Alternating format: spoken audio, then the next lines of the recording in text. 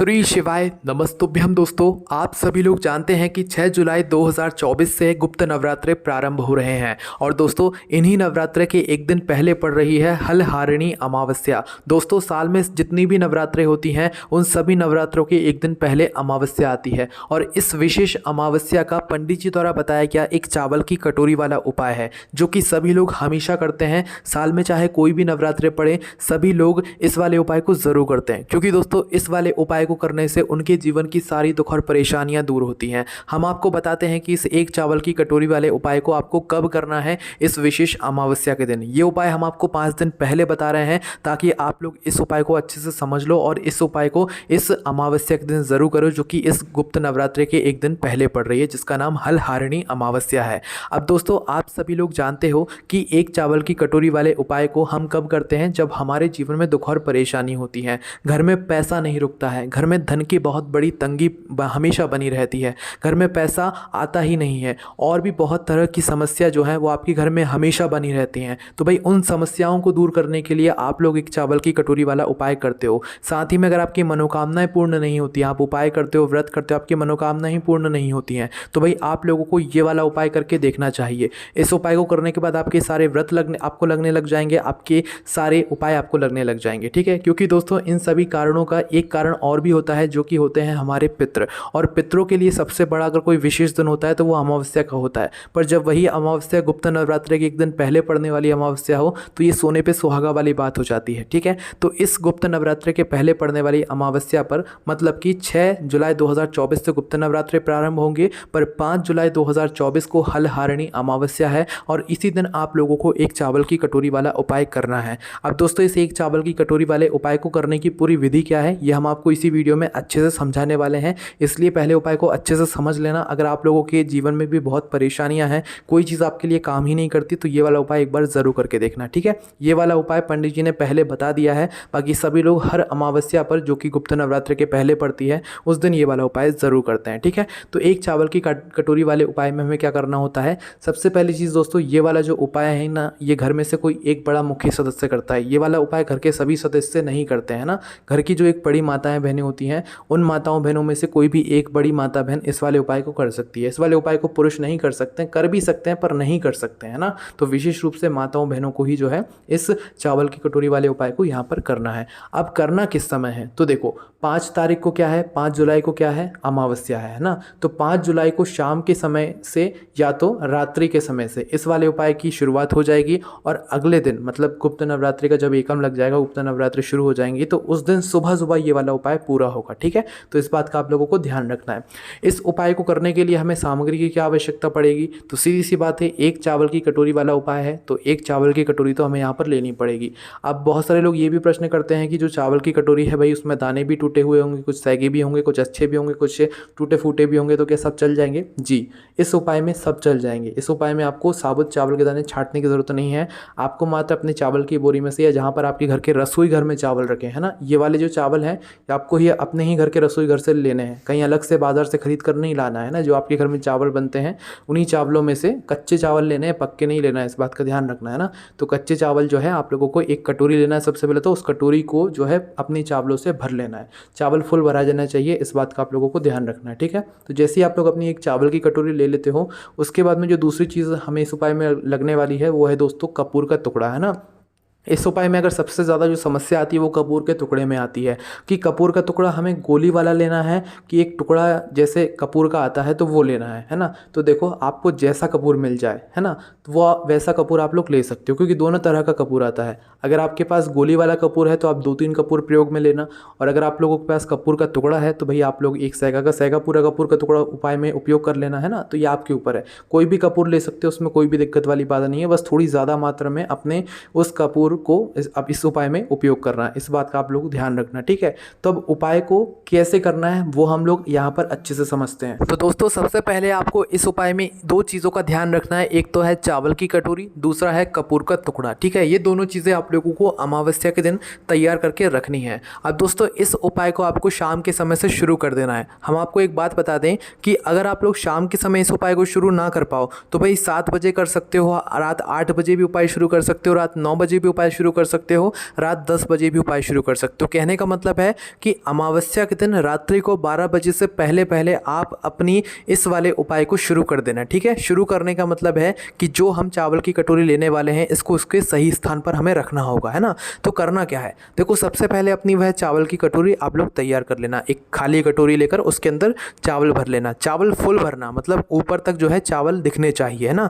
इतने चावल भरकर आपको क्या करना है कि आपको जो कपूर का टुकड़ा आप अपने साथ में लेकर आए हुए हो, देखो अगर गोली लेकर आए हुए हो तो गोली तो छोटी होती है, तो भाई गोली लेकर आए हुए तो 3-4 गोली एक साथ आप लोग लेना कपूर की, और उसे फिर क्या करना, इस चावल की कटोरी के ऊपर बिल्कुल बीचों बीच में चावल के ही ऊपर रख देना। ठीक है, अगर कपूर का टुकड़ा लेकर आए हुए हो तो टुकड़ा तो फिर बड़ा होता है, तो भाई टुकड़ा आप लोग बीच में से काट कर इतना बड़ा ले लेना जितना आपकी कटोरी में बन जाए। ठीक है, तो बड़ा सा टुकड़ा काट कर आप लोग जो है इसी चावल की कटोरी के बिल्कुल बीचों बीच में रख देना, है ना। जो भी टुकड़ा हो चाहे गोली हो, आप लोगों को चावल की कटोरी के बिल्कुल बीचों बीच में रख देना है। जैसे ही आप इस कपूर को चावल की कटोरी के ऊपर रख देते हो, अब अपनी इस चावल की कटोरी को आप लोगों को उठाना है। किसको उठाना है, जो ये उपाय कर रहा है। और उपाय कौन कर रहा है, घर की बड़ी माताओं बहनों में से कोई भी एक माता बहन कर रही है ना। तो भाई उसको क्या करना है, उनको क्या करना है कि इस चावल की कटोरी को अपने सीधे हाथ की हथेली में पकड़ना है, और सीधे हाथ की हथेली में पकड़ने के बाद दोस्तों अमावस्या के दिन ही रात्रि के समय में क्या करना है, इस चावल की कटोरी को लेकर अपने घर के मुख्य द्वार पर आ जाना है ना। अब देखो जिनका खुद का घर है भाई, उनका तो एक मेन गेट अलग होता है ना, उनको तो कोई दिक्कत परेशानी नहीं होगी। पर दोस्तों जो लोग किराए के घर में रहते हैं, जो लोग मल्टीज़ में रहते हैं, या जो लोग किसी के और के घर में रहते हैं, तो भाई उन लोगों के लिए क्या है कि भाई आप लोगों का जहाँ तक मल्टीज़ का घर है, आप लोगों का जहाँ तक किराए का घर है, उस किराए के घर का आखिरी दरवाज़ा वो आपके लिए मेन गेट होगा, यह है ना।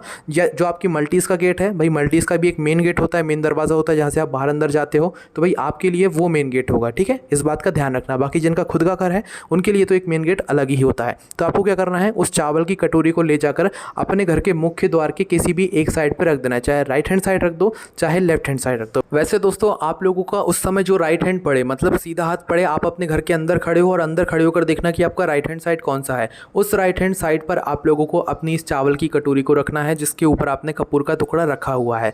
अब देखो यहाँ पर बहुत सारी समस्या आती है इस चावल की कटोरी को रखने में, है ना।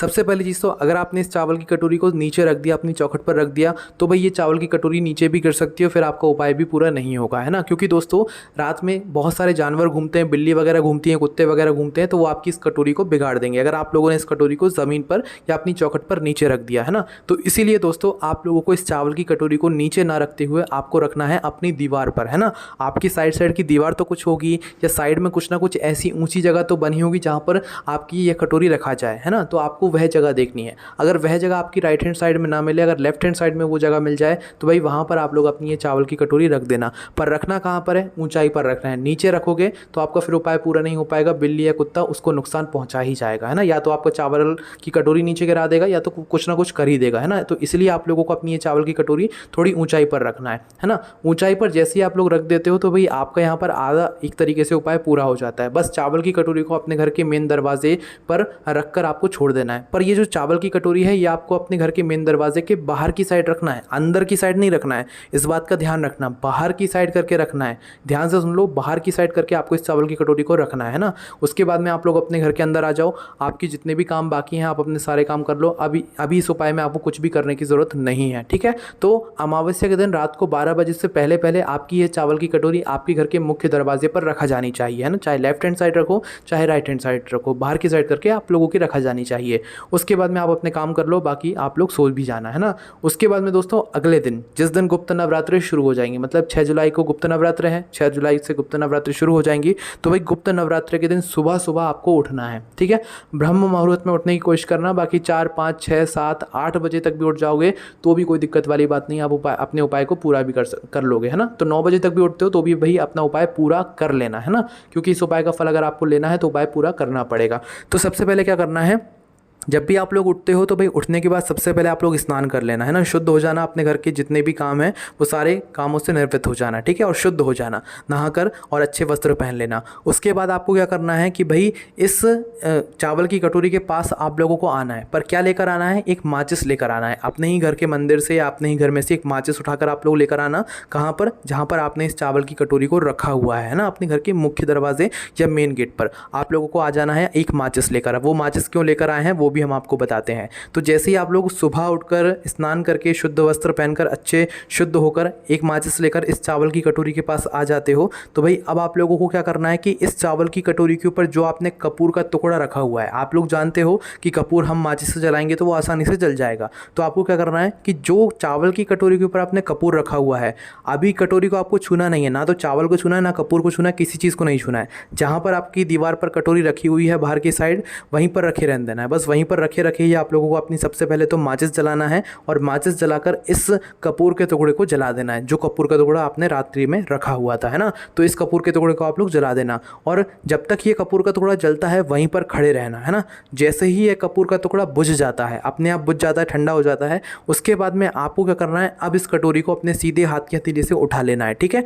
इस चावल की कटोरी को अपने सीधे हाथ के हथेली से उठाने के बाद अब क्या करना है, आपको किसी ऐसे पेड़ के नीचे जाना है या ऐसे वृक्ष के नीचे जाना है जहाँ पर पक्षी आते हों दाना चुगने के लिए, है ना। आप सभी लोग जानते हैं कबूतर चिड़िया वगैरह दाना चुगने के लिए आते हैं, तो ये चावल के दाने भी वो खाते हैं, है ना। तो आपको क्या करना है, किसी भी ऐसे पेड़ के नीचे जाना है, किसी भी ऐसे वृक्ष के नीचे जाना है जहाँ पर पक्षी आते हों। बस वहाँ पर जाकर आप लोगों को यह चावल के दाने जो आपकी कटोरी में है इनको वहाँ पर डाल देना है, और डालने के बाद सीधा अपने घर पर आ जाना है, और आपका यहाँ पर ये वाला उपाय पूरा हो जाता है। इस उपाय को करने में आपको भगवान से कुछ बोलने की ज़रूरत नहीं है। आपके साथ में जो भी अभी तक बुरी चीज़ें हो रही होंगी वो सारी अच्छे में बदल जाएंगी, क्योंकि दोस्तों आप सभी लोग जानते हो कि अमावस्या का एक दिन जो होता है वो पितरों के लिए भी होता है। कई बार हमारे पितरों की वजह से भी हमारे जीवन में परेशानी आती है, क्योंकि हम उनकी सेवा नहीं कर पाते, हमारी तरफ से ही कुछ गलती होती है जिसकी वजह से हमारे पितर हमसे नाराज़ हो जाते हैं। पर दोस्तों इस वाले उपाय को करने से आपके पितर हो सकता है आपसे प्रसन्न हो जाए और आपके जीवन में आ रही दुख और परेशानियां भी दूर हो जाएं। और कई सारे लोगों के उपाय काम नहीं करते हैं, व्रत काम नहीं करते हैं,